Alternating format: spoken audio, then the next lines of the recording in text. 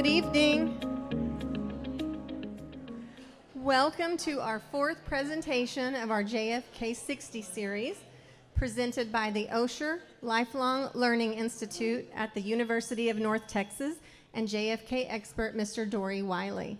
Before I hand the microphone over to Mr. Wiley, I just wanted to go over a couple of housekeeping rules, suggestions. Please silence your cell phones. Y'all all heard last time how my husband got in trouble for that. Also, a reminder that we have bussers coming around to take your plates, so no need to bring them to us. I would also like to ask if you would hold your questions until the end of the presentation. This event is being recorded, and when questions come without a microphone, we're not able to capture them. So please hold your questions until the end of the presentation. We will have staff members coming around with microphones, so you can ask your questions at that time. We also have a book signing, book purchase, and book signing after this event. And at that time, we will, if you plan on purchasing a book and getting it signed, you will exit this door to your left. And that will make the flow easier to participate in that. So I'm going to hand the microphone over to Dory to do a proper introduction of our presenter this evening. Thank you, Dr. Reinke. How's everyone this evening? Well, we continue on our journey, our JFK 60 series, and really appreciate you all coming out. So we'll do our little annual our poll again. So how many of you here were the first one? How many of you for the second one? The third one? Some really good attendance. Do we have gold stars? All righty. And how many of you for all of them? Wow. Okay, good. So, well, what you'll see is tonight is really special. Yes, I'm an expert on JFK assassination, but I don't really count because it's just a thing I'm really excited about. You're going to experience some more living history tonight with a guy that's actually part of it. He's not only a JFK assassination expert, he was part of the history, and so we're really, really excited about that. I may interrupt him from time to time because we're catering to the record here because this is recorded. And there's some things that I want to make sure that we get on record, not only on tape, but also for what we're doing over the series. If you listen to what I talk about on the first night, some of the things we covered on the other nights, some of the things that we're going to cover in the last two presentations are going to be, what you hear tonight is going to be relevant to that discussion, okay? So I do want to make a special introduction tonight. One, we have Miss Judith Baker here, so raise your hand if you want to. Judith Baker will be in the next presentation on October 24th, where we will be doing her testimony and cross-examination about what happened with her and Lee Harvey Oswald in New Orleans in the summer of 1963. It'll be very interesting. I promise you, you will not fall asleep. The other warm welcome I want you to give is to Robert Grogan here. Raise your hand. Do you remember in the first night, I introduced you, when America was told in 1963, Dan Rather gets on air and says, hey, I've seen the film, and the president, he was hit, and he lurched forward, and the whole bit.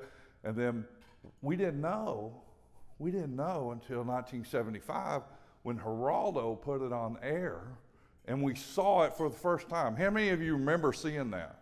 I remember it, okay?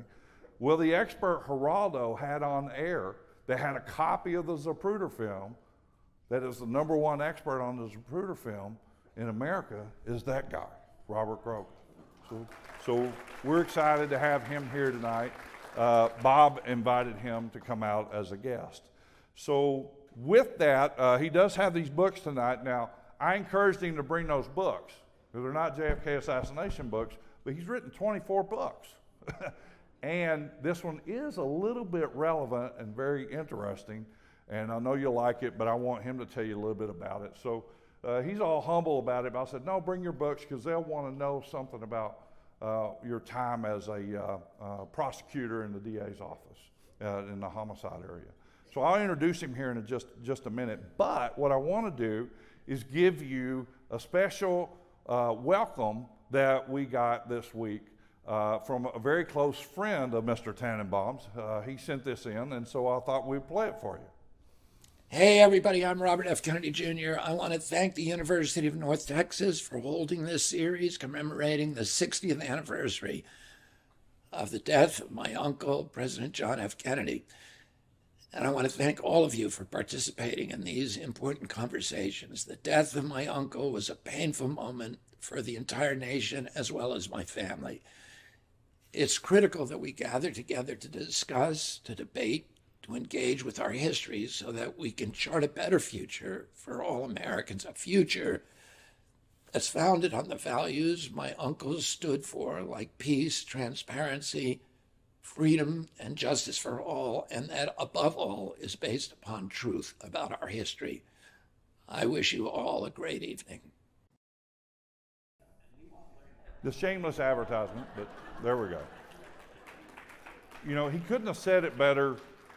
He couldn't have said it any better. That is why we're doing what we're doing. We're just truth seekers. We're just truth seekers. And I can tell you, after spending time with Mr. Tannenbaum, we are so blessed that he represented America at the House Select Committee of Assassination as the lead investigator, the deputy counsel, because he's a truth seeker. He's a right, wrong, he's incorruptible, and we're very lucky to have him there. Because I gotta tell you, you may not know this, not everybody gets appointed to positions in Washington, D.C. act that way. I know, you're surprised and you're shocked, but I can tell you he is incorruptible and he's a wonderful American. He's got a wonderful history as a district attorney, assistant district attorney in charge of the homicide division in New York City, which I can't imagine you'd be very busy there. And that's why they went after him. And they took him to D.C. to work on the House Select Committee of Assassination. So without further ado, give him a nice warm welcome. We're very lucky to have him. We're very lucky to have his wife join us. Thank you very much. And his son. Yes. And my wife is here tonight, so thank you for your support and tolerating me. And we'll turn it over to you, Bob. Go ahead. Thank you. Thank you very much, Mom. That was a heck of a nice introduction. That's all I could. I do want to straighten the record out on one thing. I was in law school at Berkeley. I went out on a basketball scholarship from Brooklyn to the University of California at Berkeley.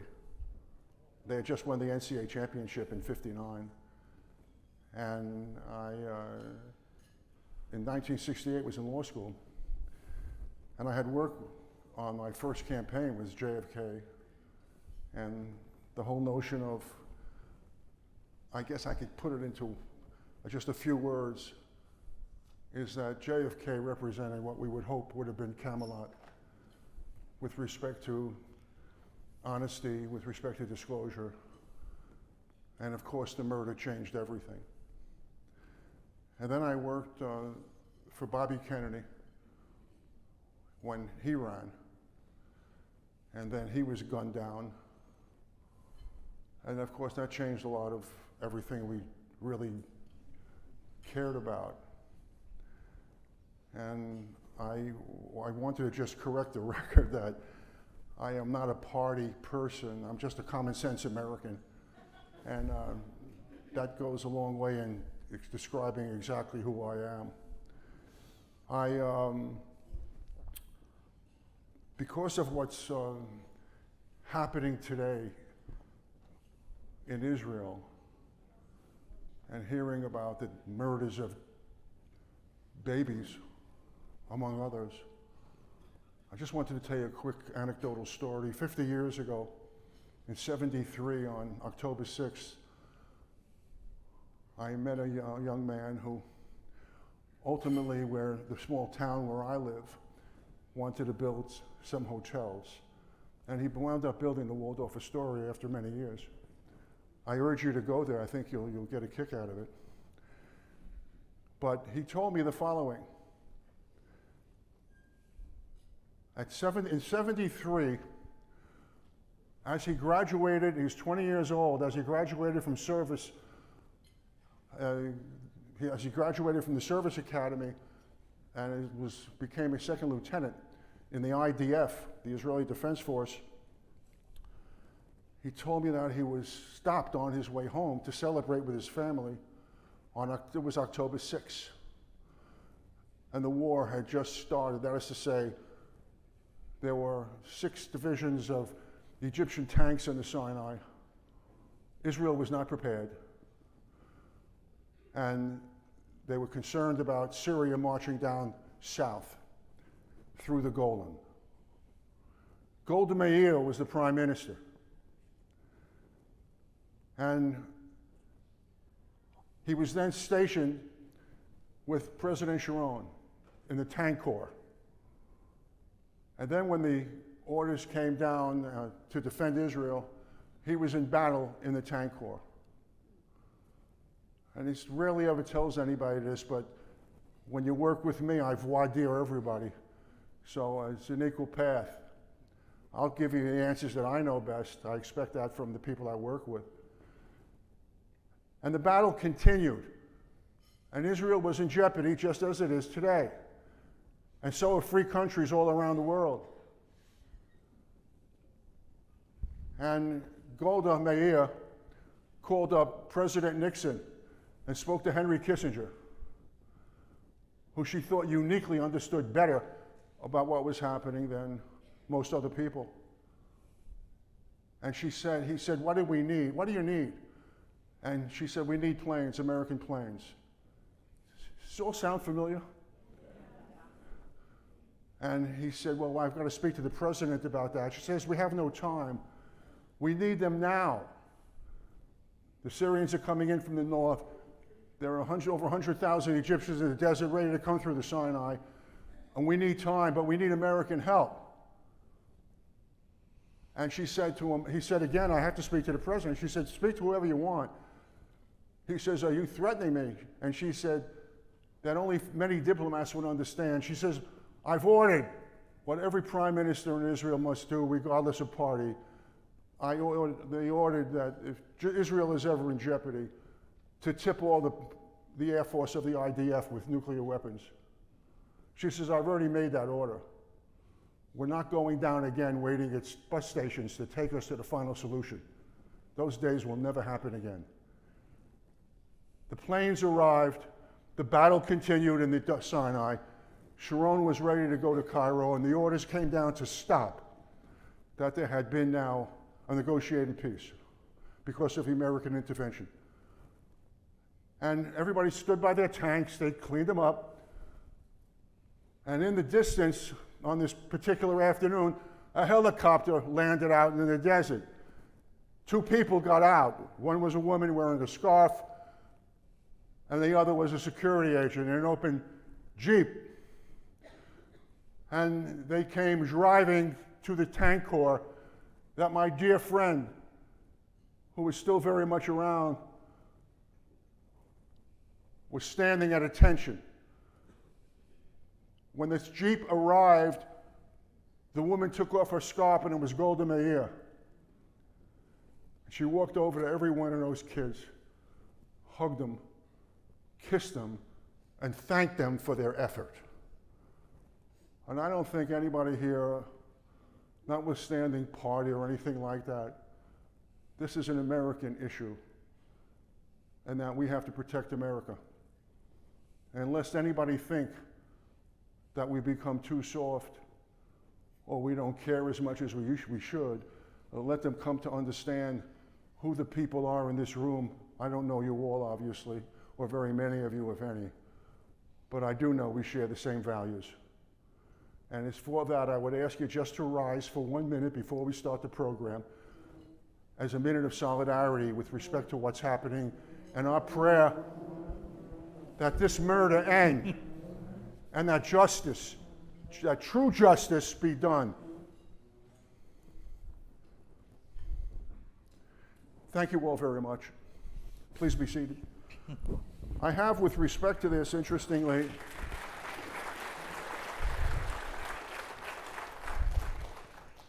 with respect to the materials, I normally do, but there's something different occurred. I came into possession of something very important that was distributed in 1976. And it's a document that is entitled CIA Document Number 1035-960. And it's really an agency's declaration of war against the JFK assassination critics. Now, I don't consider myself a critic because I'm not going to give you my opinion about anything. I'm going to talk about immutable facts, about what happened.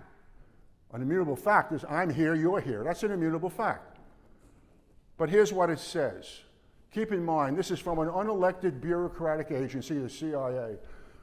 President Truman wrote for history that the worst thing that he ever did in his office was permit the morphing of central intelligence of the Office of OSS, the Office of Strategic Services, to become the CIA. Why, he puts in the letter?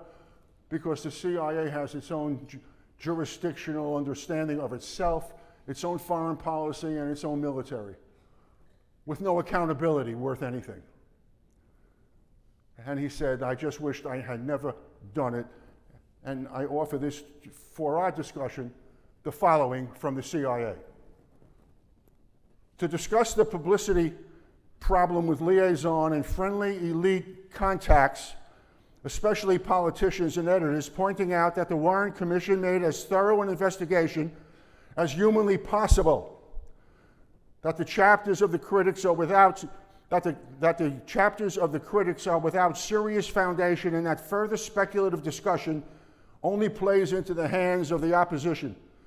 Point out also that parts of the conspiracy talk appear propagandist. Urge them to use their influence to discourage unfounded and irresponsible speculation. Part B, to employ propaganda assets. As the intelligence agency knows, assets, human beings who are working for them. To employ propaganda assets to answer and refute the attacks of the critics. Book reviews and feature articles are particularly appropriate for this purpose. The unclassified attachments to this guidance should provide useful background material for passage to assets. Our play should point out, as applicable, that the critics are, 1, wedded to theories adopted before the evidence was in, and 2, politically interested, and 3, financially interested. I have not written a book on this subject matter. It's rare that I ever talk about this subject matter, but I understood when I was called out of the blue by the gentleman to my left, Dory Wiley, that he was serious and that the people would be here. And I thank you all. It's a tremendous crowd. It's wonderful to see so many people so concerned. And 3, financially interested, and 4, hasty and inaccurate in their research, and 5, infatuated with their own theories. In the course of discussions of the whole phenomenon or criticism, a useful strategy may be to single out Epstein's theory for attack, using the attached Flesh and Nebel article and Spectator piece for background. Although Mark Lane's book is much less convincing than Epstein's and comes off badly when contested by knowledgeable critics, it is also much more difficult to answer as a whole, as one becomes lost in a morass of unrelated details. Lastly, in private or media discussion not directed at any particular writer or attacking publications which may yet be forthcoming, the following arguments would be useful. And in that, and within that, is a statement that came about during the course of a trial that occurred with Mark Lane, who was a former New York City state assemblyman and was very close to Bobby Kennedy and the president. But he was a brilliant lawyer. Now, to say we differed on political issues is to put it as mildly as you can possibly put it. But I came to know him in the course of all this as someone who was seriously involved in search for truth. He lived and worked in 104th Street and 3rd Avenue in Manhattan, which is the heart of Spanish Harlem. He wanted to be the voice of those people who had no voice. And he lived it. He's not someone who many people appreciate, and I never thought we would become friendly, but such is the nature of involvement with respect to issues that we care about. And one of the issues we care about dearly is if our government believes that in some fashion we are being misled and that we should not be critics of our government, then we really have a serious problem before us, don't we? When I grew up in the 3rd grade in Brooklyn, let me tell you, the notion of life was to question in a respectful manner the issues of the day as we discuss them at home. And I am terribly offended by the notion that the Central Intelligence Agency would involve, an unelected board of bureaucrats would be so involved in telling us to keep our mouths shut. And that we definitely involved in something that we really don't know that much about, and that in parts of the conspiracy talk appear to be deliberately generated by communist propagandists. That's quite a comment to make about the American public for those people who demand the respect of participation. Let me tell you this, in the small community where I live, I served as mayor for 2 terms. And I urged the people in my community, we had television coverage, I urged the people in my community to come down to City Hall because we were going to do standardization, ordinances that reflected very varying issues. I said I particularly want people who disagree with the council, the 5-member council. And the council will give you reasons why they may disagree. That is the nature of what our democracy means to me. And indeed, many people came down, they were angry as development goes on. And I mean, when I come here to Texas, all I see is incredible development, that this is giant. This is truly giant. And it's wonderful to see, particularly in the hotel where I am, and there's a football field right in the lobby, basically. But as far as it all goes, the way I got involved in this was, I got a telephone call from one Richard A. Sprague, and the book, Cold Country Killing, is about Richard A. Sprague. I didn't know him when he called me in 1976 in October, and he said that he had just been named the chief counsel and chief of staff of the House Select Committee on Assassinations, and that he wanted me to be in charge of the Kennedy investigation. The other investigation was with respect to Martin Luther King. And I said, well, why would you want calling me? I've never met you. I've never spoken to you. I don't know about the career you've had. And I'm just, there are hundreds of people who could do this. And he said, I know you. I've checked you out. I said, I hope you didn't speak to too many defense attorneys. And he said, in fact, I did, as well as judges. And I would very much like you to do this. I didn't know at that time that he had just finished his investigation into the assassination of Jock Yablonsky, a major union player who turned reformer after serving in the United Mine Workers for 35 years, along with tough Tony, assassin, corrupt Tony Boyle, the now president. And the killers went up into the house in a small town about 50 miles south of Pittsburgh. The 3 killers went into the bedroom. They killed Yablonsky, his 25-year-old daughter, and his wife. A couple of weeks later, Richard Sprague, who was chief assistant DA in Philadelphia, was asked to be special prosecutor in the case. Dick spent 7 years investigating the case, during which time he found the 3 killers. He tried them. He then found the corrupt union people who helped hire them, who Boyle never met. Boyle believed he insulated himself because he was never involved directly with the killers and or directly with many of the union people who helped. And because of the discipline of the United Mine Workers, if you didn't help Tony Boyle and you wound up diseased with black lung, he would take away your hospitalization and your pension. And the pension was about $115 a month. There was $180 million in the fund of the United Mine Workers in the bank in DC, $67 million of which was put into a private fund by Boyle, which would have yielded a non-interest-bearing fund, which would have yielded $3 million a year to the union. And the reason for the murders was he feared an audit of Yablonsky's lawyer, Joe Rauh, R-A-U-H, an incredibly brilliant lawyer who served with MacArthur in the Philippines, served his country with respect to various unionization of AFL-CIO, and shudder us to think about the kind of corruption that does in fact exist with respect to so many unions right now in the country. But think of how important it is to have a countervailing voice.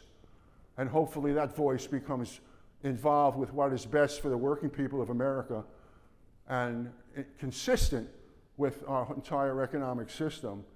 So Sprague and I got together, and Dick came onto the committee in January of 1977. It's a select committee because it only has a 2-year life. It's not a standing committee, and that is constantly refunded. This is a 2-year committee commitment. So it would have been over in 78 on December 31. And so I then meet Sprague, working together. And during the course of what happened, the sensitivity that was given to me about it when I first started in the first week by Senator Richard Schweiker, who was a senator at the time from the state of Pennsylvania. He was deemed then to be a liberal Republican. That was quite a title back then and when that occurred. And he asked me to come to his office.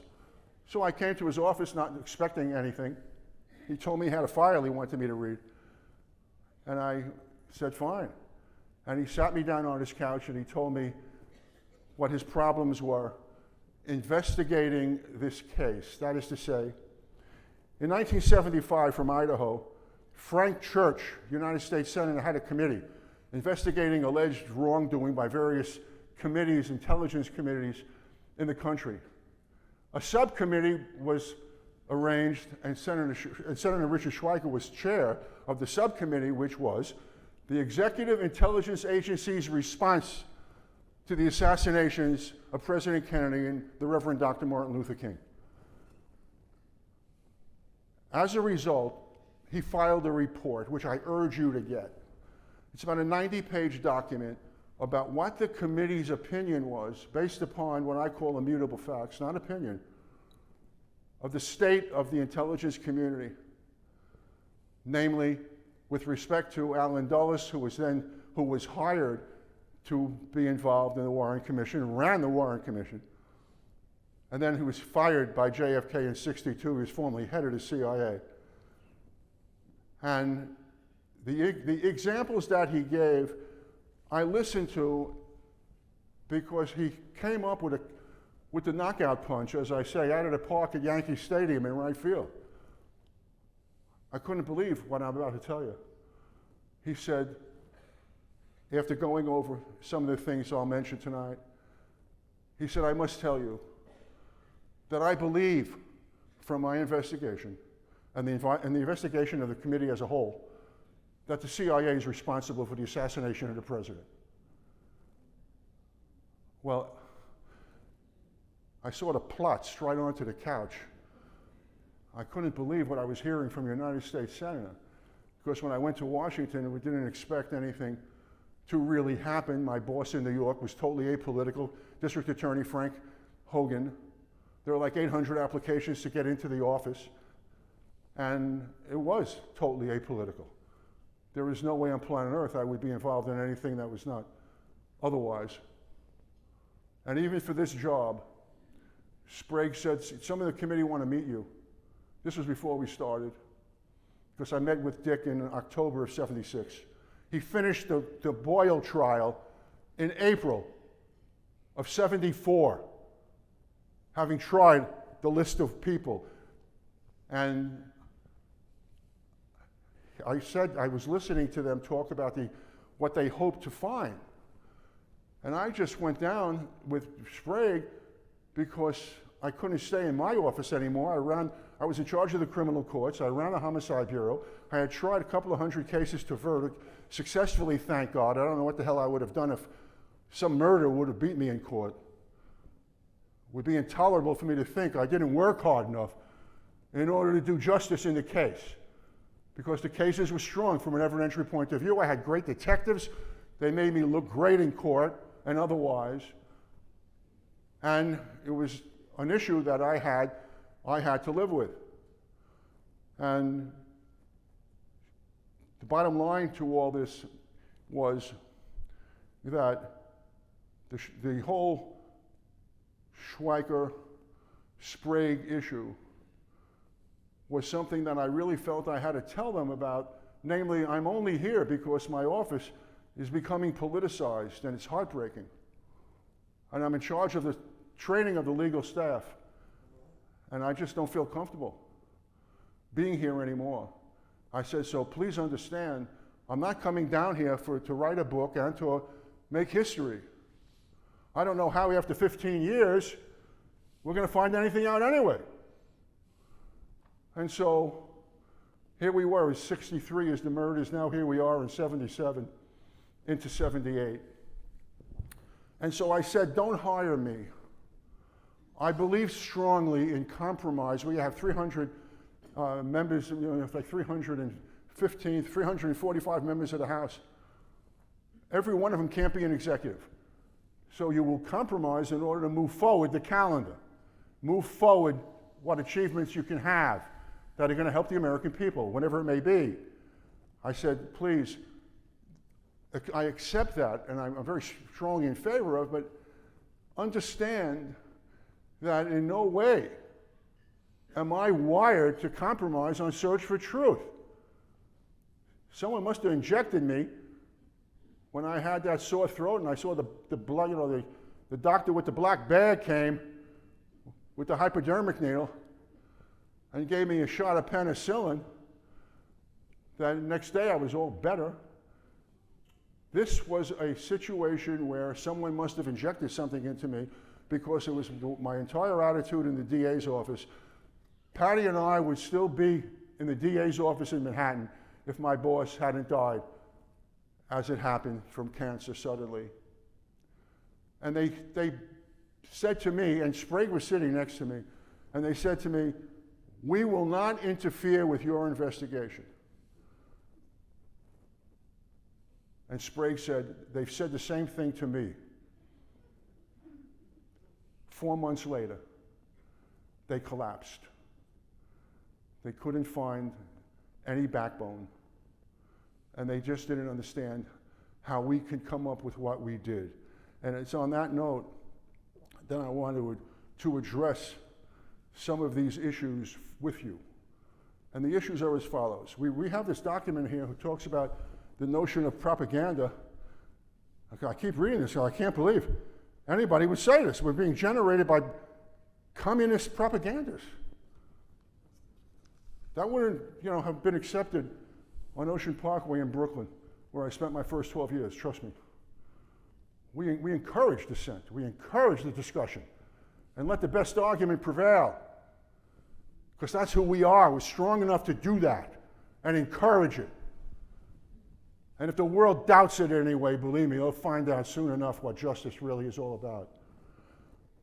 But what happened here is that when President Kennedy was murdered, his body was taken to Parkland Hospital, as you may recall. And at Parkland, the doctors there, who were expert in trauma, Dr. Kemp Clark, who was the surgeon in charge, pronounced JFK dead at 1 p.m. But what they what they discovered in their opinion was, which they believed was immutable, that the shot that killed the president came from the front right, which was known as, I call it the stockade fence area.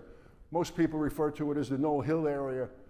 It was to the right of Zapruder filming with his colleague the assassination, going down there just to find out and celebrate the President of the United States coming down Dealey Plaza on Elm Street. And that the shot that killed the president is contained in frame 313.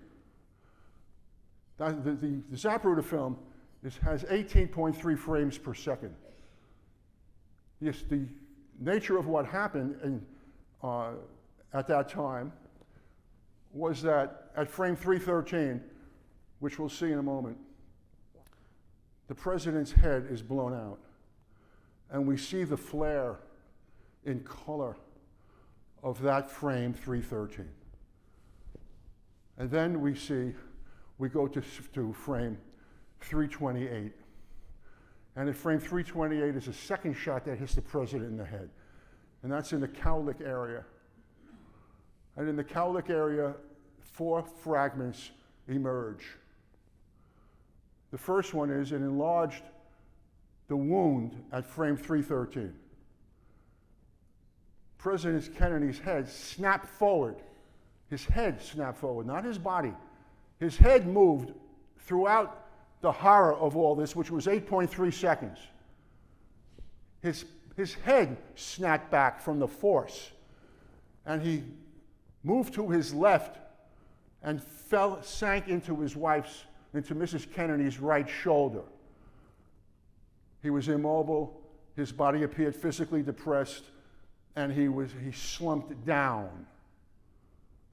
There, one of the witnesses who I'm going to talk to you about, who was an AP photographer, looked at the president as he was photographing the president in the limo on Elm. He was on the south side of Elm. And close, about midway down Elm, before the bridge. And he took a photograph at frame 255. The reason for that, I mentioned, is there was no damage done to the interior windshield to the left of the rearview mirror yet. So that when the first flurry of shots finished, there were 3 shots. 2 of them hit Connolly, one of them hit Connolly, and one of them hit the president. FBI and Secret Service said 2 different bullets struck them in the back. After that took 2.6 seconds. And then there was a 4.8 second pause. And as I'm standing here, the following occurred, and the witnesses responded to it who were up on the railroad bridge. And it was a boom! And they looked to their left, and they saw a plume of smoke. And as did the individual in the tower. And then they looked at the president, and he had already moved in the direction, as they described it, like someone hit him with a baseball bat in the right side of his head. And then, within 0.7 of a second thereafter, there was a second boom blast. And that came from the rear and hit the president in the cowlick. And 4 things happened, as I started to say. The first was you can see it as we watch the film. It's very hard to see the 18.3 frames per second, to digest it, to process it. But that's why I have the exhibits here that we're going to look at in a moment. So you can see exactly what happened on each of the frames. And the second thing it did was it moved his head significantly forward, but snapped back into his wife's shoulder. And the third thing it did was a fragment hit the interior window of the windshield to the left of the rear view, and we see a bit of a flare of that shot. And the fourth thing it did was it hit Governor Connolly in the right wrist, and it fractures his axial nerve, and it's cut the tendon in his right hand, between his thumb and index finger. He was holding the famous Stetson hat upside down, meaning the opening was right here, and all you had to do was flip it on. And of course, he drops it, and the experts who testified, who were totally ignored by the Warren Commission, said that no one could have that injury, sustain it, because the nature of the fragment was so severe and sharp that if you were hit that way in the shin, you would fall down. So that's why he drops the hat. That's why it becomes an evidentiary point of view, because he doesn't drop the hat when he's shot in the back. And that back shot becomes very, very important in the whole case, in that President Kennedy is shot in the back on the first flurry. That took 2.6 seconds. He was shot, and as we'll see in a government picture, that wound, that is to say the bullet puncture wound, the intelligence community, for what it is worth, has created what they call the one bullet theory, which I'm sure you've heard about in some fashion. And the reason I mention it at this point is that it turns out that that bullet that entered the president in his back came in at a 17-degree track in his body. And it becomes the significant part of what they call the single bullet theory. Now, why do they have to have a single bullet theory? The public was very much concerned about what was going on about this investigation, because news flashed out, what people accepted and was true, that the CIA had various people who were involved as liaisons to the Warren Commission. And they were significant CIA people who were deciding what the Warren Commission was going to do and wasn't going to do.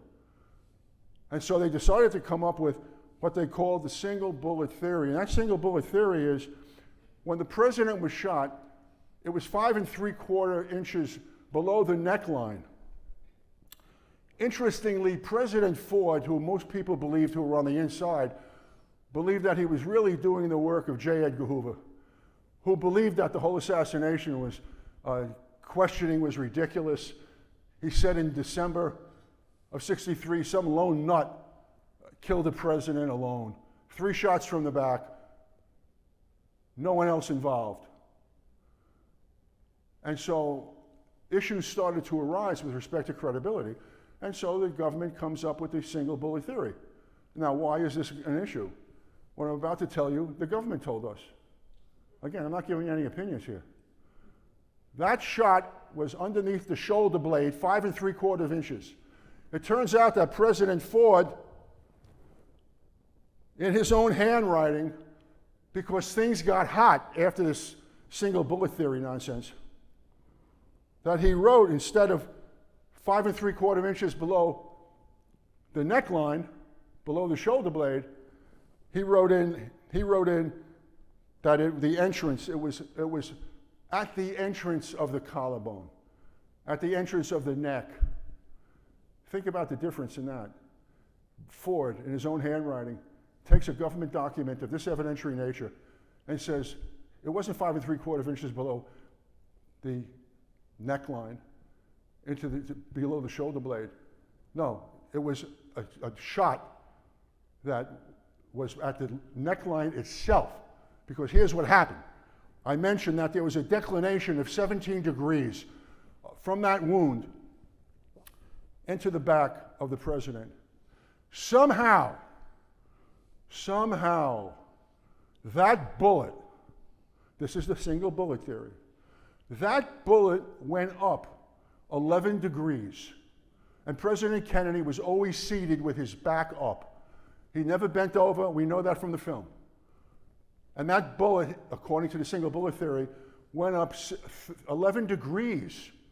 It exited his throat. It struck Connolly in the shoulder. It fractured his rib.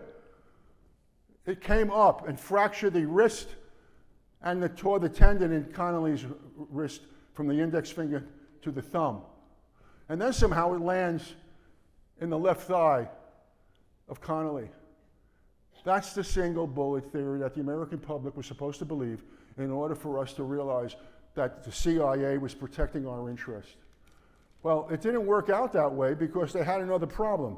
And the other problem very quickly was they argued that the Mannlicher Carcano rifle, which allegedly was Oswald, was the murder weapon.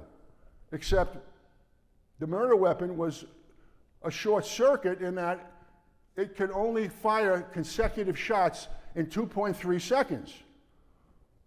That's because of the manual bolt action and repeating the action for the second shot. 2.3 seconds. The problem was Kennedy and Connolly were shot between 1.9 seconds, which means there had to be another shooter. Did you ever hear anybody who was serious about this, defending the Warren Commission, tell you there had to be another shooter? This isn't an opinion. You can't fire that rifle in less than 2.3 seconds. They were hit between 1.9 seconds. The FBI and Secret Service found in December that they used 2 different bullets struck them. So the credibility was shaken.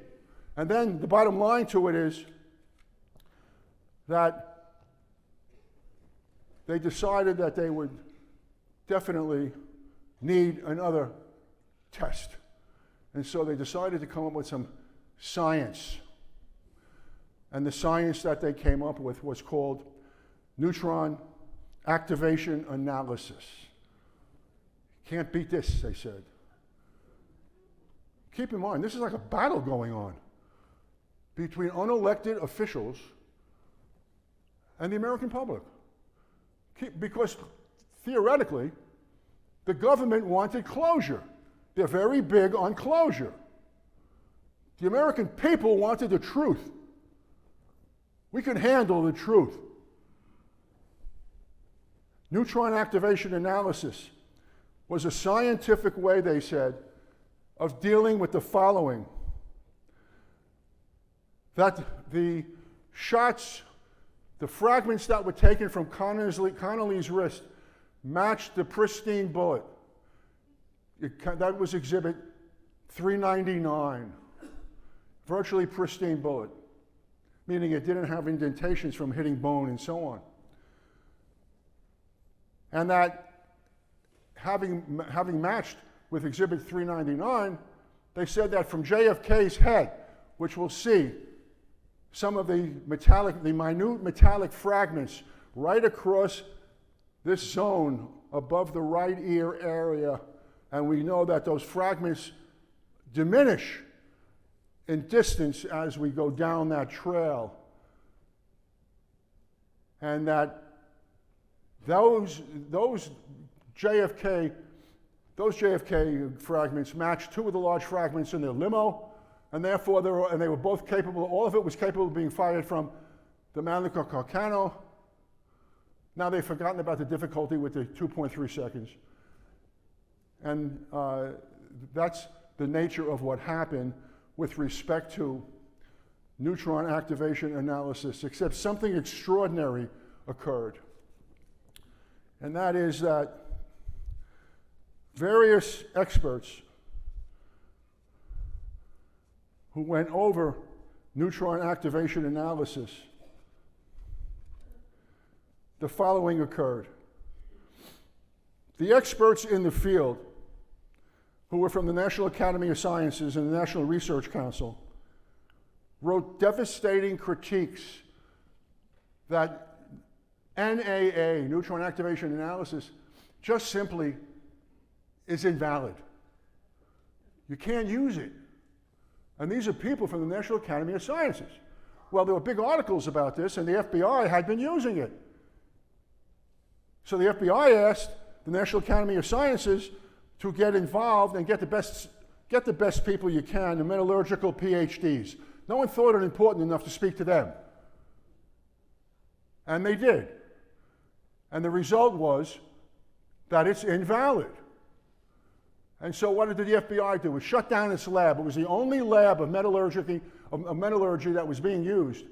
They shut it down on September 1st, 05. And they admonished agents never to refer to it again. So much for the commies influencing us.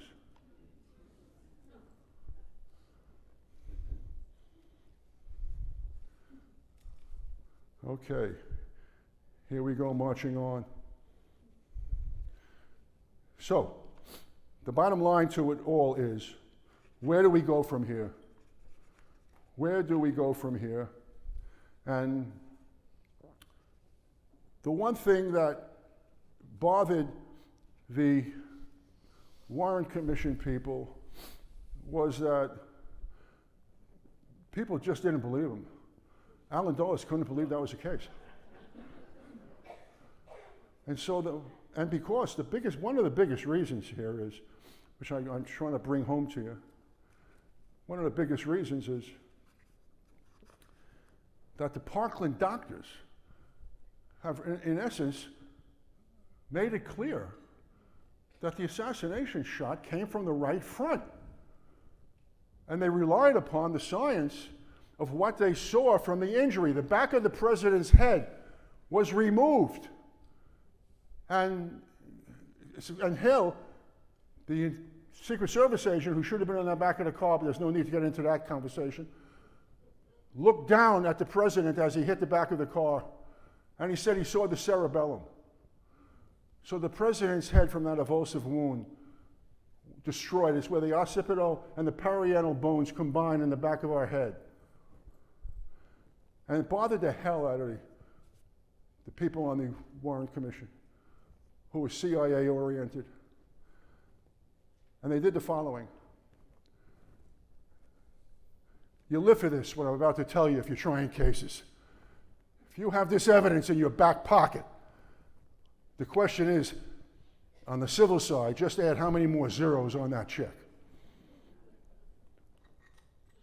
The House Select Committee on Assassinations was really an attempt to ride the back of what the CIA was on the Warren Commission. And they did that. And here's what they did. The House Select Committee on Assassinations was the Forensic Medical Panel Report. Near the end of '78, near the end of the Select Committee's life, they decided that they would form various essays, reports about what they were investigating and share it with the public. And one of them was the Selective Forensic Medical Panel Report. And it argued the following. The doctors at Parkland, and believe me, this was not something that they were ordered to do per se by the Congress, but God only knows who ordered them from the CIA to do it. And they said, the Parkland doctors must be in error because all 26 witnesses at the autopsy in Bethesda, all 26, are at the autopsy, taking organs in and out and the rest of it. And they said they never saw any evulsive wound in the back of the president's head. When I say evulsive, the back of his head was missing.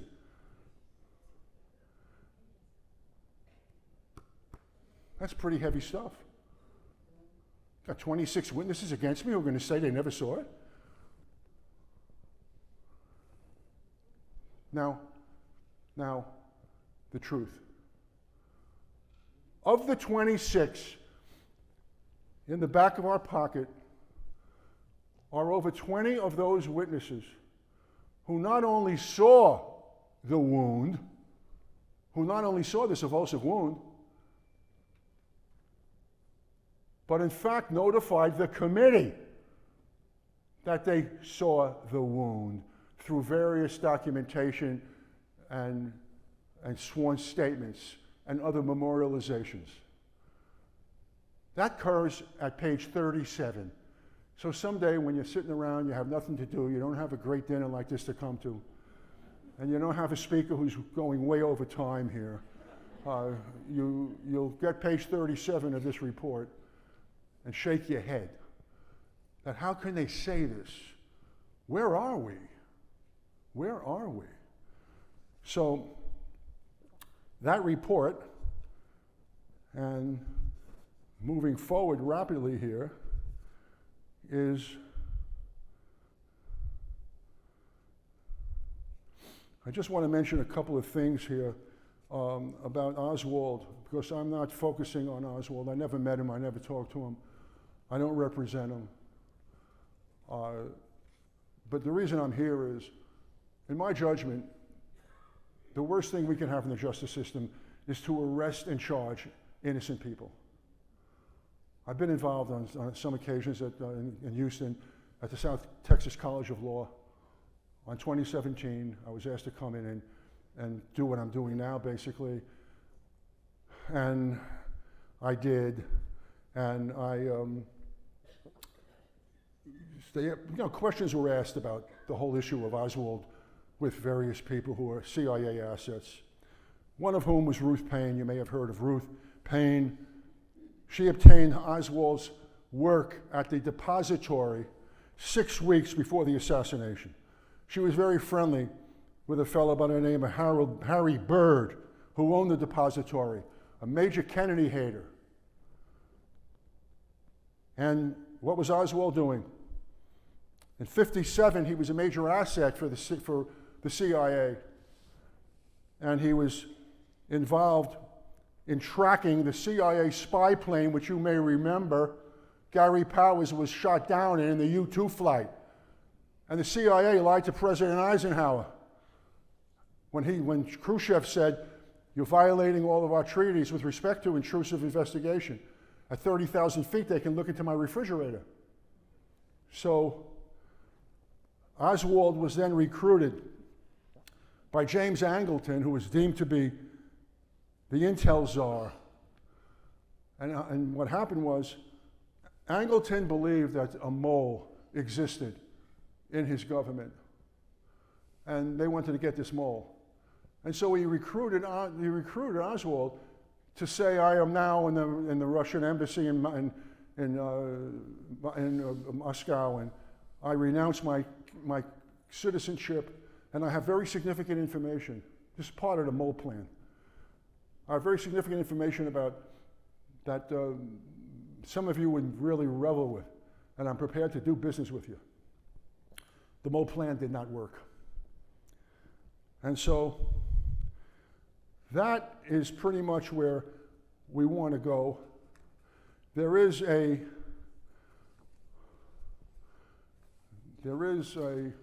witness I want to mention to you, because the issue arose that the witnesses on the south side of Elm were of the following: 3 shots fired from the back, 1 shooter. That was the mantra for them. And so when I went over all the material, I came across an AP photographer. His name is James Alkins. And Alkins was taking photographs of the limo for historical purposes, and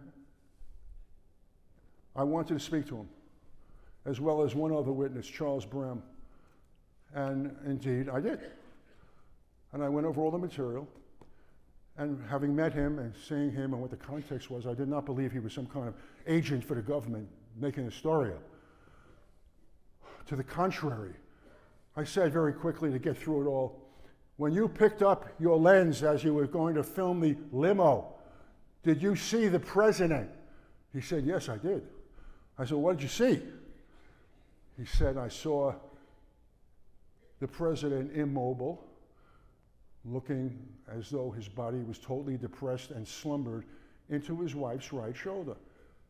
Now, he becomes an interesting witness, isn't he? Now, the CBS and the organizations that interviewed him never brought this up.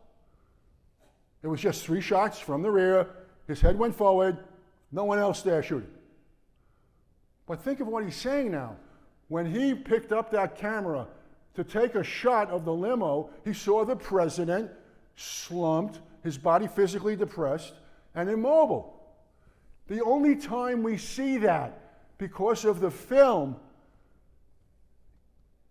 is after Kennedy is shot with the fourth shot at frame 313. And that's the bottom line to credibility, isn't it? He didn't know when he was taking this shot that the president had just, he missed the fourth shot when he pulled up that camera, because 0.7 of a second later was the fifth shot. So on that note, I think it's important for us, Dory, to go right to our exhibits. And if anybody wants to pass out or take a moment to breathe more deeply, I'll certainly take a pause here. Does anybody want to take a glass of water or scotch or anything like that? I do, so, but I will wait. I will certainly wait until we're there. So if we can have right now the exhibits. Dory, are you ready?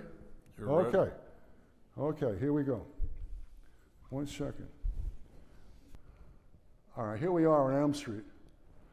And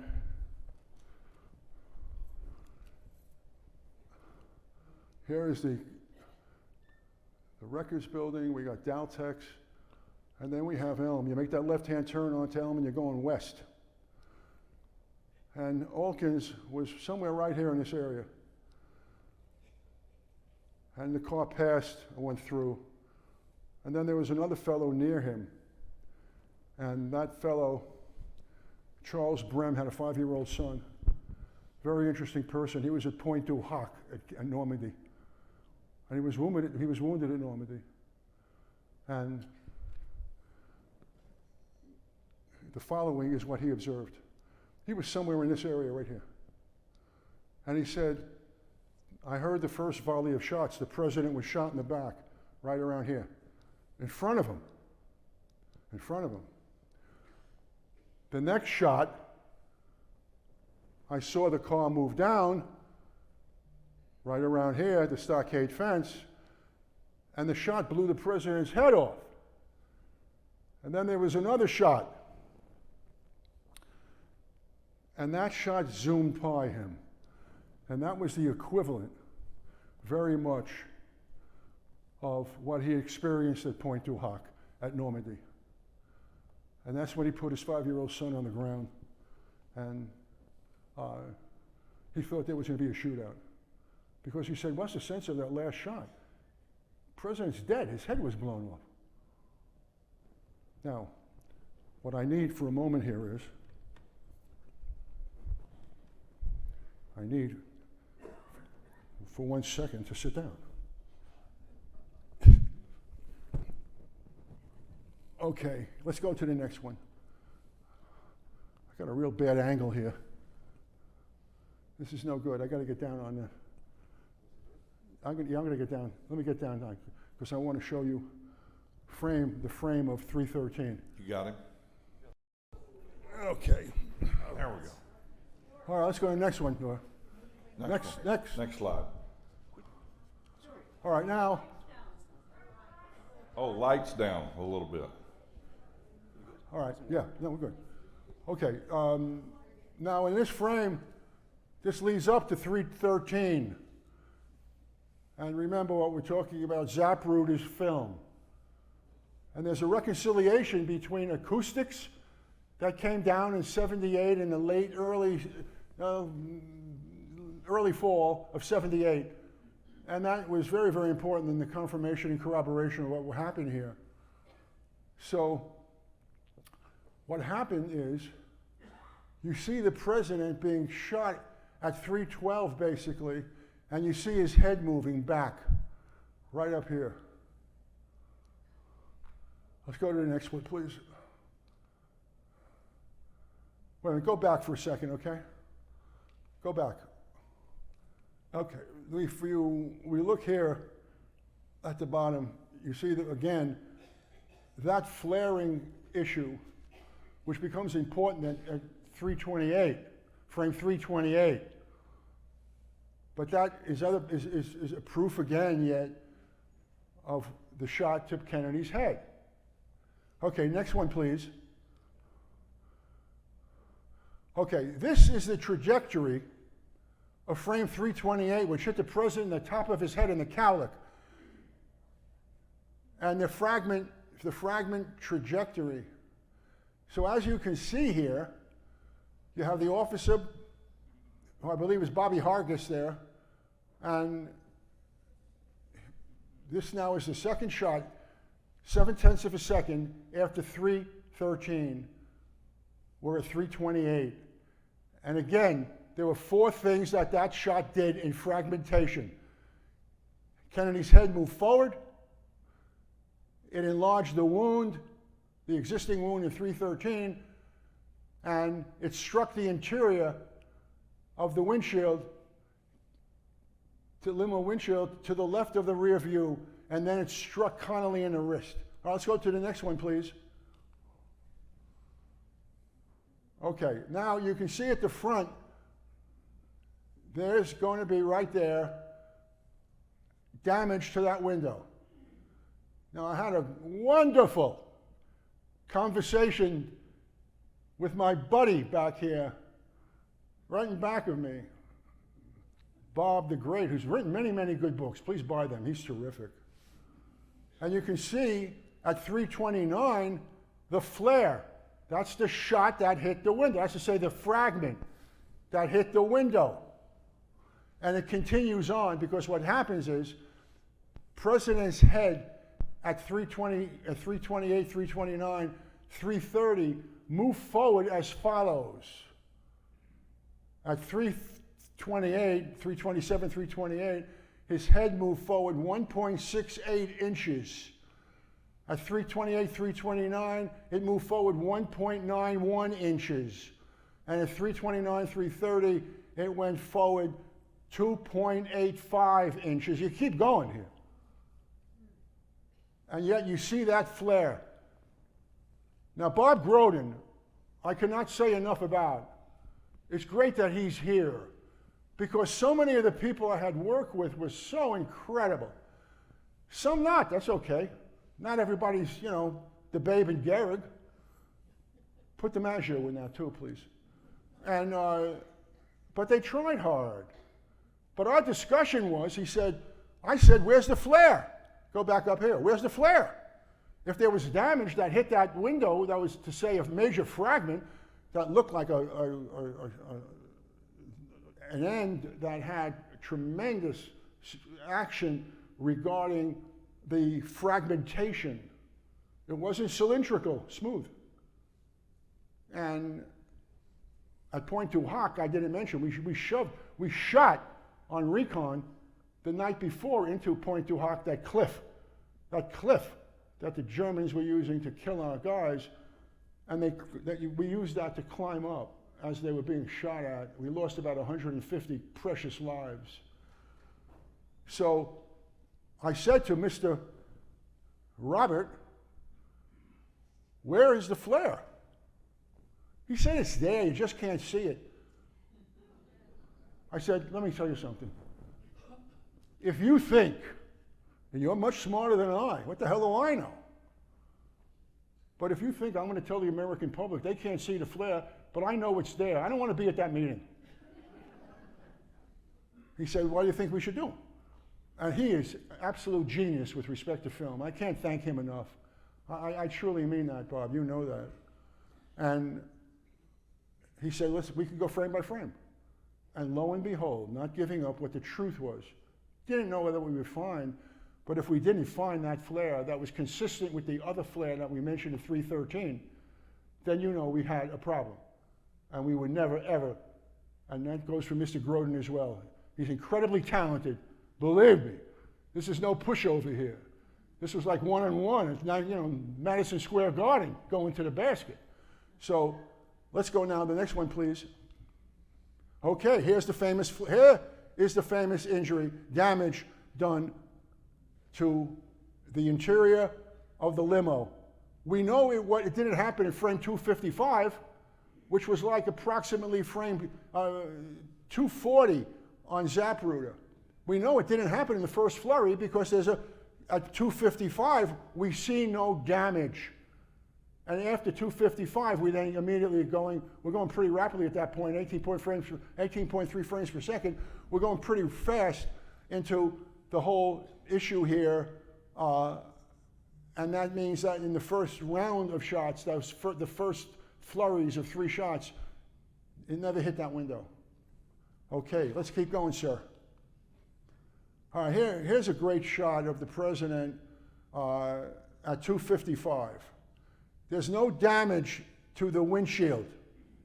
Just what I've been talking to you about.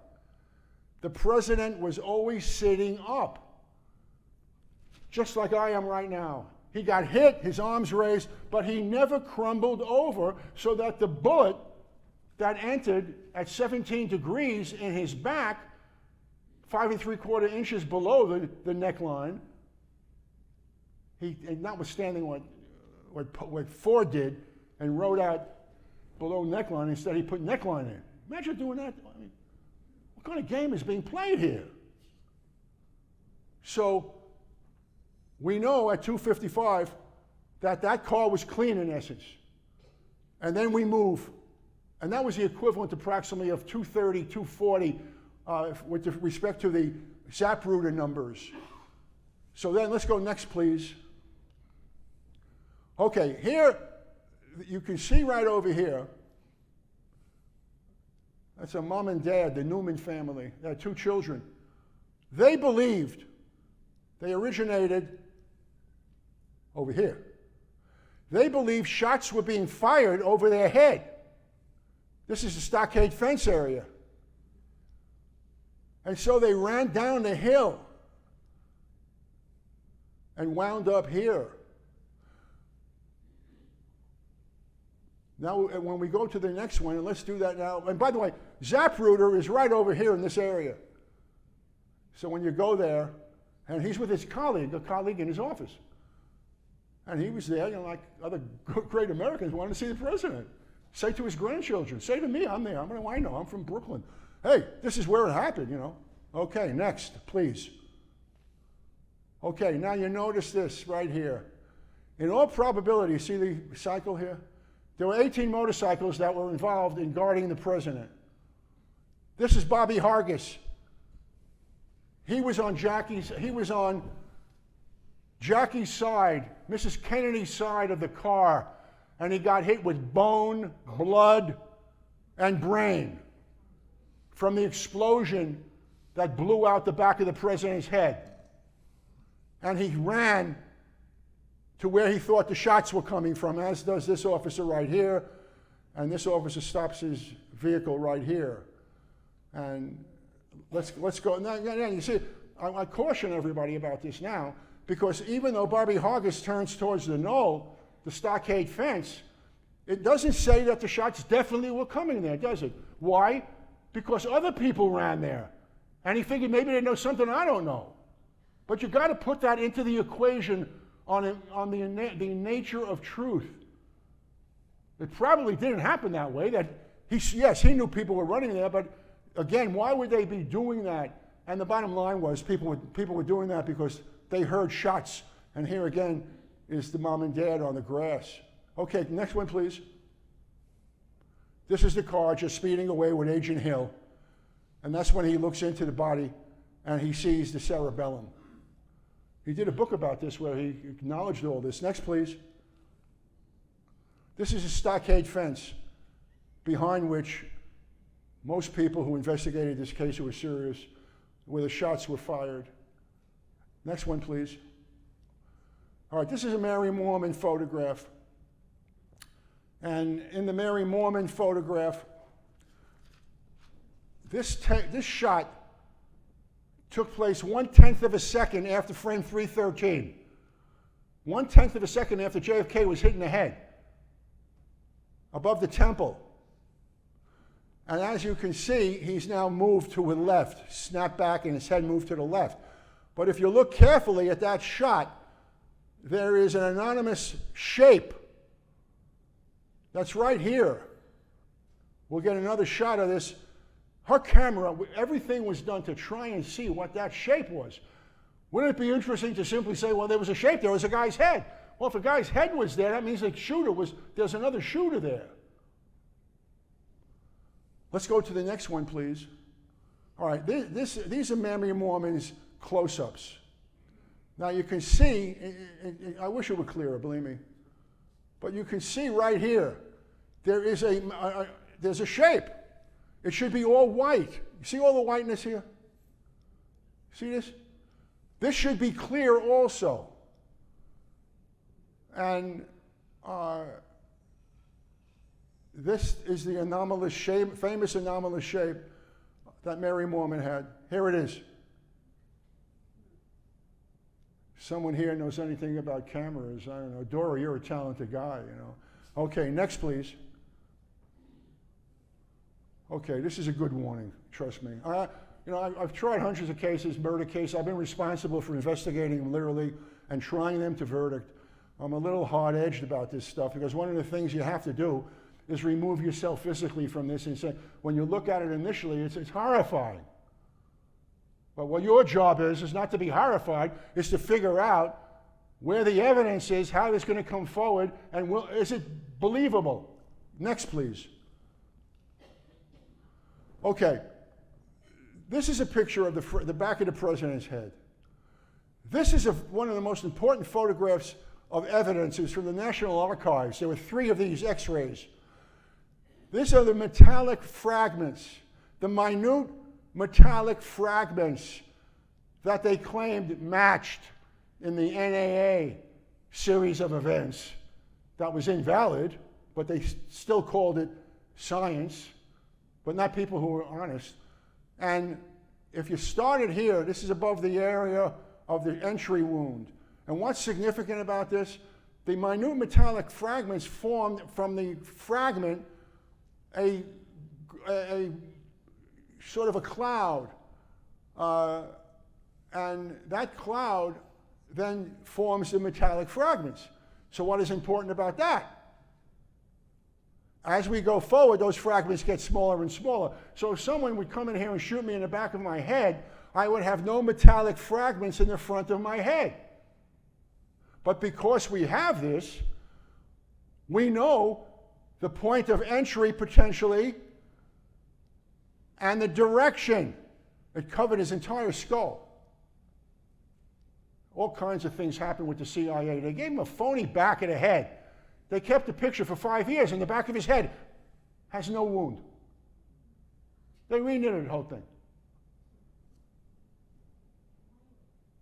This is how the president looked with his face, and the reason I have this in here, let's go to the next one, please. These 2 photographs here are photographs where tests were fired, as it says, at the Edgewood Arsenal in 1964. CIA got together and they created 10 skulls, gelatinal substances that replicated the skull of a human. And they fired it from the rear at the same height of the depository, the so-called sniper's nest that didn't exist. And they showed these photographs, and by the way, all the heads went forward. The only head that the government claimed went backward was at 313. And they said, that's a jet effect, you know. Sometimes that heads go backwards when they're hit from the back. So I got a bunch of photographs with respect to these kinds of assassination shots and so on and so on. Not one head ever went back that was shot from the back. In addition to which, all 10 of these shots that were done, every head went forward. That is, from the back, hitting the back, and the head responded, and it went forward from the force. Now, the government had the chutzpah to say, this is exactly what happened to President Kennedy. Go back for a second, please. This is what President Kennedy's face looked like. Yet again, the CIA strikes with the ferocity and credibility of a feather. Next, please. Okay, same thing here.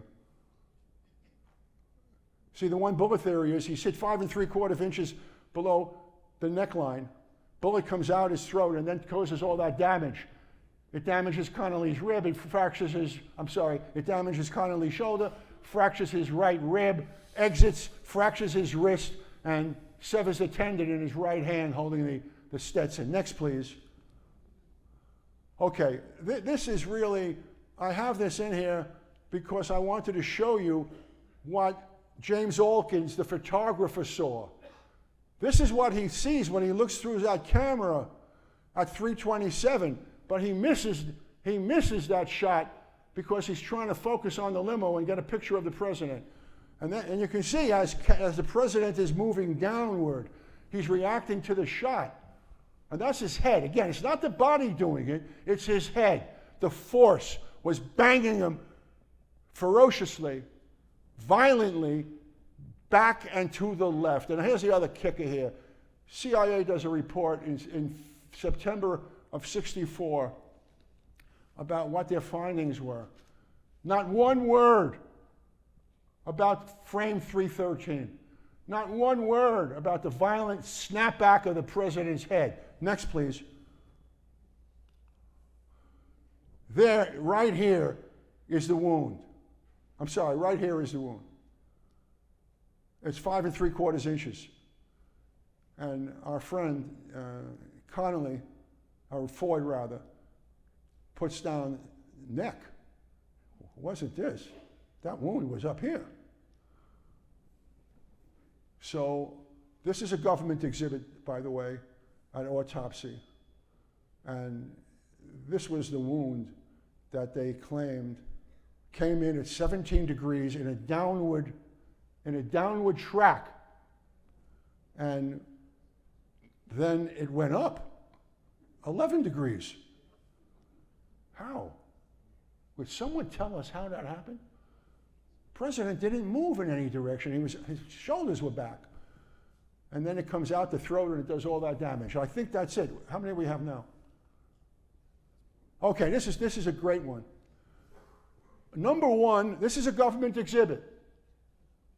Just keep in mind the government says there's no damage here to the pristine bullet, the virtual pristine bullet, which is called Commission Exhibit CE 399.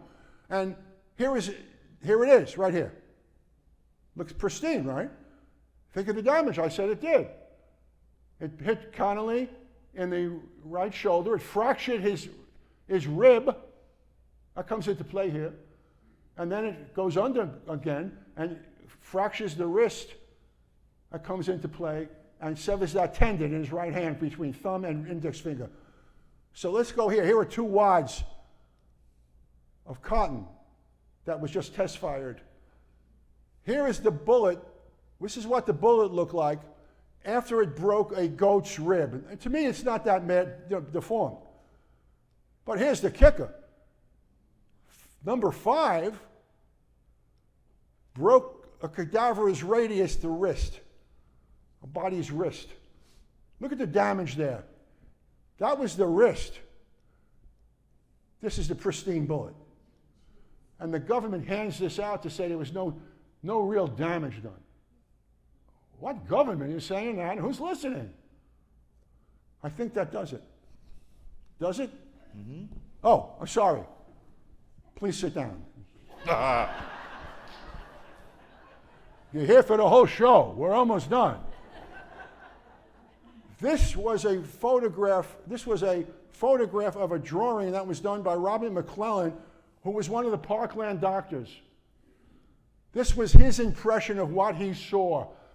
Now, can you imagine the Parkland doctors seeing something like this and someone saying, we got 26 people who said there was no wound. It's like talking to a witness, God forbid, has no arm. Is that something you make up? For what? How? Why? And could you ever forget? This is where it occurred, at the parietal zone in the occipital area. That's the back of his head that's missing. Dr. Robert McClellan, Parkland doctors. We can leave here saying thank God for the Parkland doctors. They saved the truth. And on that note, you could carry my body out of here.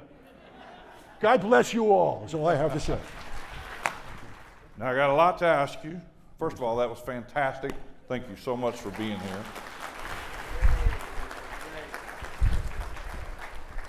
I don't need anything else.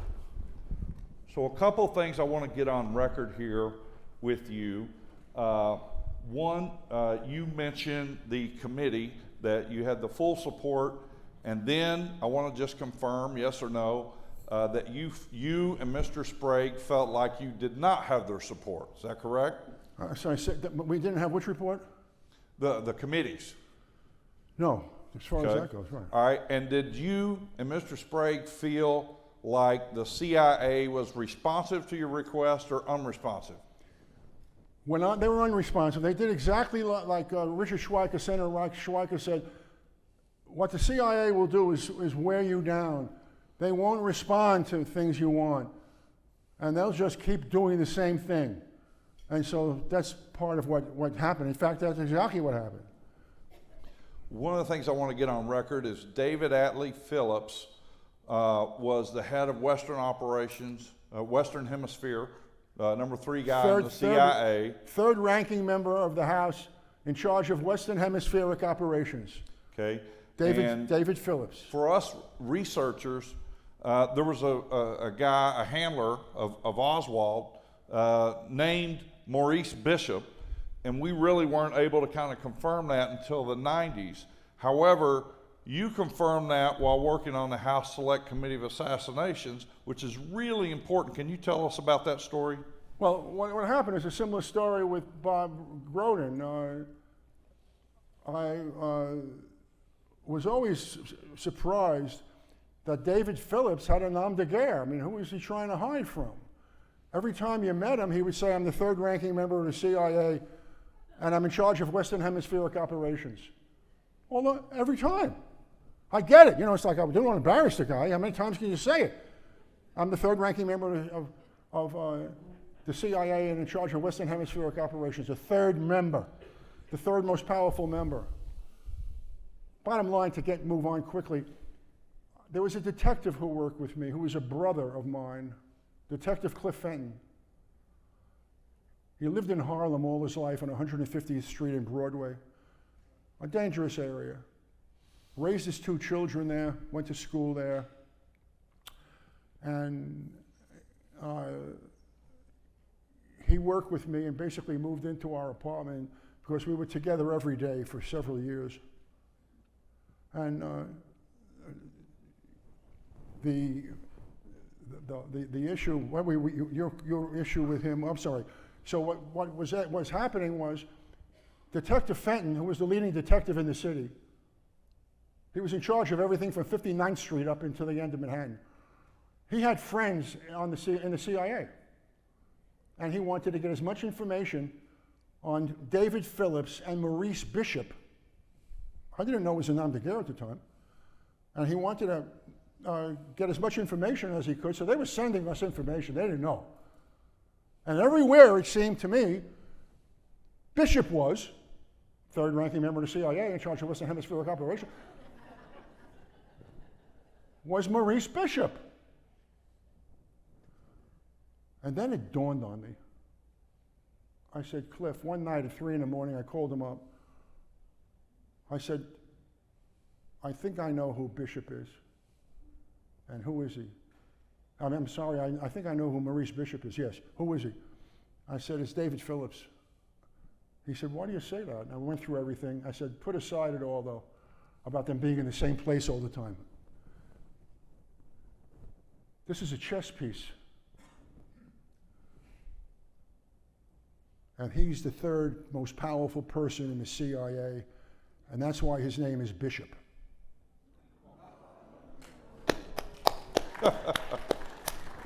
And it turned out that's exactly what happened. Maurice Bishop. And one of the things I didn't mention, which you just reminded me of, I was shown a film, a very heavy film. And who was Maurice Bishop with his arm around him? Outside a military post in Clinton, Louisiana, an army hold where there were planes. There's like a separate Air Force here. It's not an American Air Force. That is to say, you know, U.S. Air or whatever. And he has his arm around, Bishop has his arm around Lee Harvey Oswald. Who else is in that film? There was another individual in the film, Bob Groden would know who it was. He's on all these magazines for being the real man with the weapon. And I just can't remember his name. Was it David Ferry? No, not David Ferry, no. It was a much more, Big guy? Character guy, who's selling Camel cigarettes or something. It's David something like Morales, maybe? that. Who? David Morales? No, I'm not. That Okay. doesn't ring the bell. All right. Look back on David Phillips. One more thing I want to get on the record on that. Yeah. Oswald, Mexico.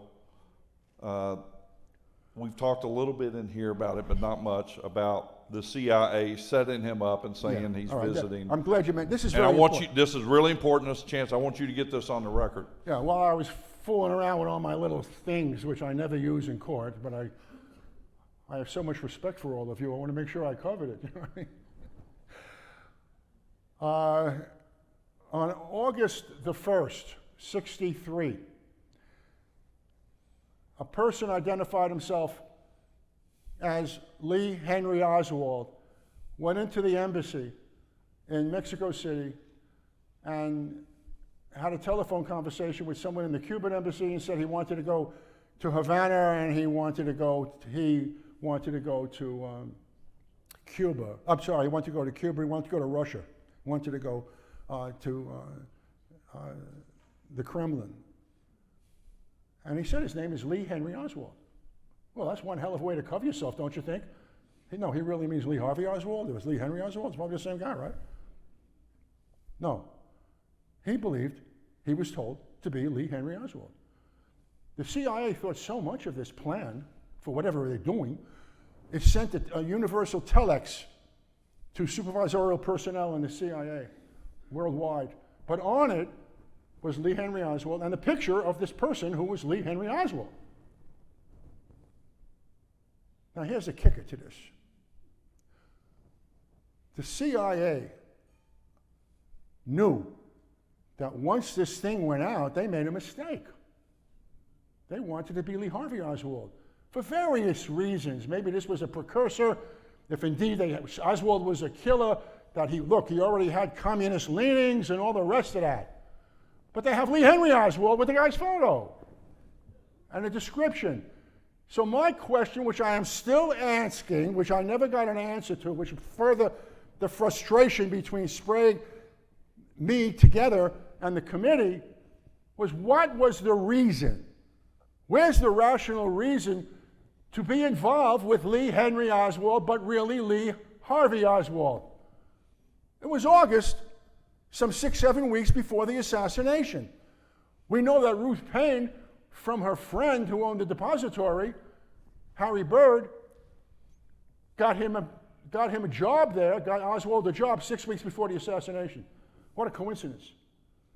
But again, that is not the kind of historical fact we want to get into other than a reporting. Not saying this is exactly what the situation is, one way or the other. So that's the bottom line on the August 1st date. Why didn't they correct it and send out a Lee Harvey Oswald one? How hard would that be? Or what was the reason, the inducing cause, to be involved with Lee Harvey Oswald on August 1st? Tell me about the meeting of Phillips walking out when you were questioning him. When Dick Sprague came to, and by the way, Dick Sprague is one of these rare, incredible, brilliant people. I was trained when I went to the DA's office right out of law school. 2 or 3 of the best who ever served in that office trained me, tutored me, mentored me, said like, "Oy vey, what am I going to do with this guy?" And so what I did was, I was trained by these people, and I tried hundreds of cases. So the question arises: what was the bottom line on the David Phillips. on what? David Phillips. You're questioning David David Phillips. Atlee Phillips, David and you put Phillips, some evidence exactly. in front of So him. Dick questioned Atlee Phillips in December in December of 76, right as we were coming down. I got there January 1, 77. And Phillips said, and Dick wanted the tape of that conversation, of the Lee Henry Oswald conversation. And he said, well, we don't have it because we recycle our tapes every 6 or 7 days. This is an oversight committee to give you a blank check. You fill in the zeros if you're on the CIA hold here. Well, I then got hold of no big deal, I got hold of a J. Edgar Hoover memo dated November 22nd, November 23rd, 63, the assassination day and the day thereafter. And it said that J. Edgar Hoover's people, that J. Edgar Hoover, who wrote this memo, his 7 agents who were questioning Oswald for 17 hours on the Friday of the assassination, on the 22nd, they claim that in fact that this Oswald, we have this memo on him saying that my agents have listened to the tape. Well, how could they listen to the tape if the CIA was telling us the truth? That it was recycled every 6 or 7 days, starting on 8/1. So by 8/10, 8/15, the tape was recycled, they said. So I called up David Phillips, his lawyer. I asked him to come down. I told him exactly why I wanted to question him. And I asked him, where's the tape? He said exactly what he said to Sprague, that the tape was recycled. I said, is that so? He says, yeah. I said, you're under oath. And there was another person, Helms, Richard Helms, who had lied to the Congress, formerly head of the CIA, and was prosecuted. And I handed him the memo, the Hoover memo, saying that they had the tape on November 22nd and 23rd. And the voice on the tape was not the voice of Lee Harvey Oswald. And he read it. He folded it up, Mr. Phillips, and he walked out of the room. To this day, when I mention this, I believe it might have been at Duquesne University, some kid who was hired by the person who succeeded me, he just got out of law school. And the person who succeeded me was responsible in large measure for what I read to you with page 37, all those witnesses who never saw it, they did see it because they said they saw it. And the bottom line to it all on this is where do we go from here? Because a lawyer who worked with Mr. Blakey, who succeeded me, had just gotten out of law school. No one knew what I'm about to tell you. This guy questioned, because Blakey wanted him to, this guy's out of law school. And he wanted him to be questioned by this fellow. And the fellow questions him in the late summer of 78. I'm trying to get that transcript. Because there's no doubt in my mind, this is sheer conjecture, that he was given an out on being prosecuted because of what he said to Sprague and me. And so who does he attack? Me. Why? Because I never ordered the transcripts. I left in March. Who knew we would have this, what happened, all this evidence. And I stayed because Lou Stokes asked me to wait for the transition. I never ordered the transcript. So now allegedly they can't find the transcript. And this guy's running around. He's not running around anymore. I put the word out. I want to see him, and I want to see what the questions and answers were on Phillips at the end, and at 78 at the end of that summer. And by the way, the very first thing on this whole issue of who Bishop was, second, third ranking member of the CIA and the rest of that, the first time I ever met Judith with a Y Baker, was in 12/17, the day after, on Friday, November 17th, November 16th, we were in Houston at the College of Law, the Southwest College of Law, or the South College of Law in Houston. Am I saying it wrong? Yeah, yeah, South Texas. Christ almighty, how dumb can you be? Yeah, the South Texas College of Law in Houston. And Altuve is one of my favorite all-time ball players. That's all I have to tell you. Anyway, so that's basically the whole story thematically. And all right, a couple of quick things right quick. All right, so we will get back to David Atlee Phillips and the trial you never heard about, okay? All right. But I want to I'm sorry. We'll go back. I'm sorry. I left off with something radically standing there. So the first time I meet Judith, she comes over to me and says, you know what? Lee always said to me, they did everything with respect to chess moves. You remember that? She was about to throw me off the stage because I took up all my time, and I was just saying, you can't take me off the stage because I'm about to tell you that Lee Harvey Oswald, whatever he may have done that or not done, could not have killed the president. Why? He was not at the stockade fence. Take the government at their word. He was in a sniper's nest window, maybe. Who knows what he was doing? That's why I urge you to give your own interpretation to it from the literature of people who are very, very talented and very, very honest, as far as I'm concerned. Many of them are.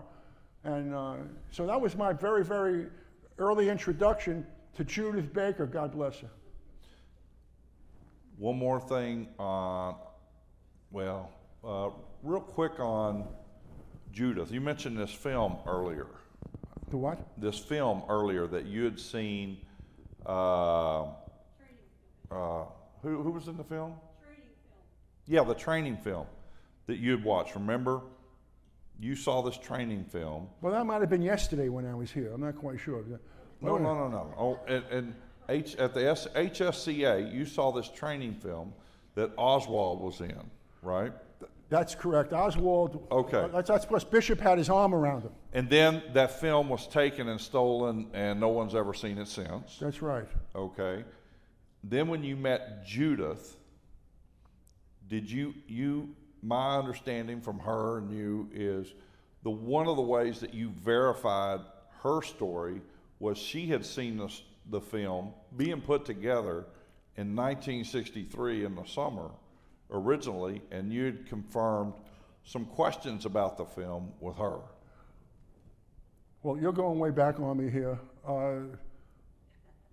That film was shown to me, I think, I forget whatchamacallit, at the university in D.C.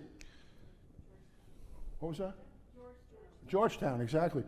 It was shown to me at Georgetown, and when Patty and I left Washington, I was brought home by one of the assistants there who was very, very knee-deep in the political world. She drove me home. I put my stuff in the house in the playroom area, if you will, 3 steps below the kitchen, and on a shelf, and had my books and things like that. Patty and I came to California to visit her folks, and when we returned, every file I had was taken. Nothing else was disturbed. That's the game that's being played. So as far as what you just said, I cannot verify because I just don't recall it. I did recall going over it with Judith for sure, but that's as far as I can go. Were you or Richard Sprague's homes ever bugged? Were we what? Bugged? Were your homes ever bugged during HSCA? Your homes bugged, wiretapping? Yes, unfortunately, Dick had reason to believe from his investigation with respect to Tony Boyle. He had reason to believe that we were being bugged. So without even telling me, he hired his own group. And, even paranoids, they say, have enemies. So He was kind of cautious about all this, and our homes were bugged, and were being followed. And there are various examples I can give you, but it's not necessary. And that made him close in the investigation for him, me, and Detective Cliff Fenton. And that's what happened here. And the oddity of all this is when we were very close to moving in on the whole CIA aspect of all this. The stuff they did, some of which I mentioned, and I could go on with that, it's shocking. But we were very close to get that immutable facts. And so I went to see Lou Stokes with the subpoenas and explained to him everything, including the 8-1 issue. And I said, and he kept staring at me like so, and I was across the table from him. And I always liked Lou because he was not an ideologue. He was a defense attorney in Cleveland. And his brother wanted to get a federal contract for a seat, and that's how Lou goes to Congress. He tells me he'll be there for 2 terms. He lasted, for 30 years. And yeah, what are you going to say? So, all right, so question. In your opinion, okay, not fact, Yeah. in your professional opinion as an expert at what you do, if you and Richard Sprague had not resigned and you had stayed and you'd have been able to track the evidence where it went, where do you think it would have gone? Well, here we are.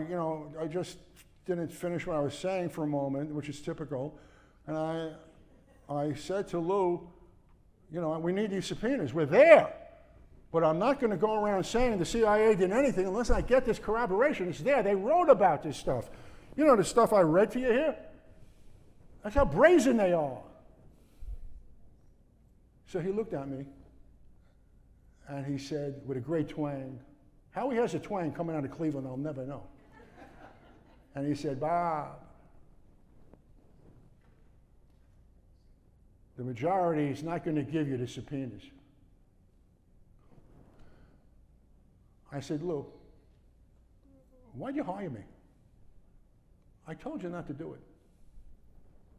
And he said, Bob, the majority never figured you and Sprague would find a goddamn thing. He says, what are you going to do now? This was his side table, the one that goes into his. I packed my things up very quickly and I looked at him. I said, Lou, as of right now, I resign. You have my resignation. And he said, I thought you'd say that.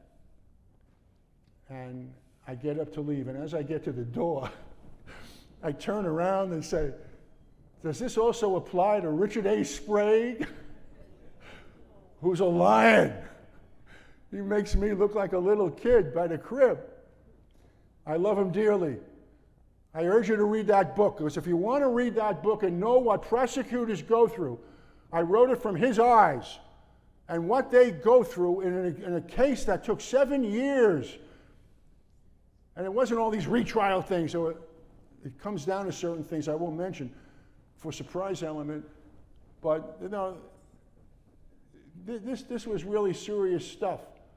And he said to me, what are you doing now? I said, well, I'm back at the house and I'm trying to figure out how all this happened. And, and he said, stay there. I'm driving down right now. 5 hours later, he came, demanded a meeting with members of the committee, and had some very fascinating things to say to them. So, had we stayed, the question is, staying wasn't the issue. The staying, as you're mentioning, was their cooperation and going forward what they ordered. And the reason why I never had press conferences, because the next day I had a staff meeting, and I told the staff I'm leaving, and Sprague and Dick is leaving. And the reason for it is I can't trust the committee. So very good people there said, Bob, if you're leaving, why shouldn't we leave? I said, because they lied to me. And this is not my committee. It's the Congress's committee. I can't go around and have the routine you see all the time, a press conference here. If only I had stayed, we would have discovered, all this kind of stuff going on, because we're superheroes. To the contrary, it's only when you're doing this all the time you realize how vulnerable you are. And so that's what happened. I urged everyone to stay. try and search for truth. But I just want you to know the reason why we're leaving. And that was the end of the story. Well, I'm sure you never dreamed that when you did that day, 53 years later, a room full of people would admire and appreciate you standing up for America. So thank you. Thank you. Thank you. Maybe a few questions?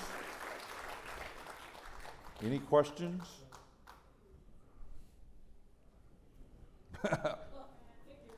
Oh, this could be a hard one. Where's the, yeah, here we go.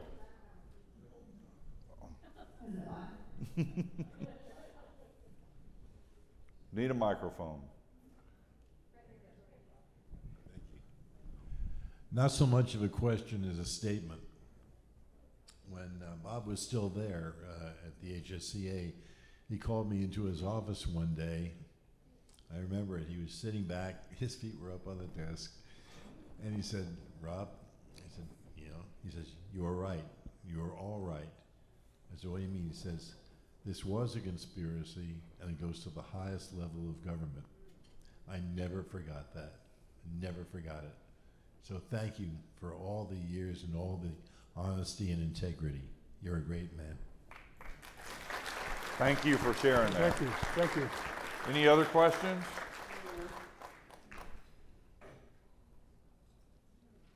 All right.